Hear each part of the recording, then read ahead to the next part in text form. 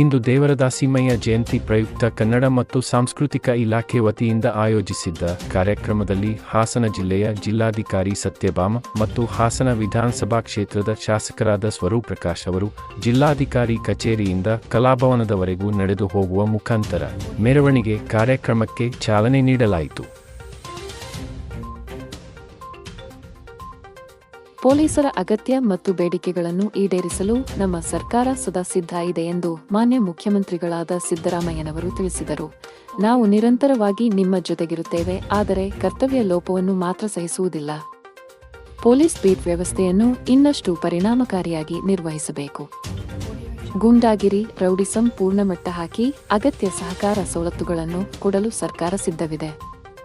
ಮೊನ್ನೆಯ ಬಜೆಟ್ನಲ್ಲಿ ಇಲಾಖೆ ಮತ್ತು ಸಿಬ್ಬಂದಿಯ ಅನುಕೂಲಕ್ಕೆ ಘೋಷಿಸಿರುವ ಎಲ್ಲವನ್ನು ಜಾರಿ ಮಾಡಲಾಗುತ್ತದೆ ಎಂದು ತಿಳಿಸಿದರು. ಕೋರಮಂಗಲ ಕವಾಯದು ಮೈದಾನದಲ್ಲಿ ನಡೆದ ಪೊಲೀಸ್ ಧ್ವಜ ದಿನಾಚರಣೆಯಲ್ಲಿ ಮುಖ್ಯಮಂತ್ರಿಗಳು ಪದಕ ವಿಜೇತ ಪೊಲೀಸ್ ಸಿಬ್ಬಂದಿಗಳಿಗೆ ಗೌರವಿಸಿ ಮಾತನಾಡಿದರು.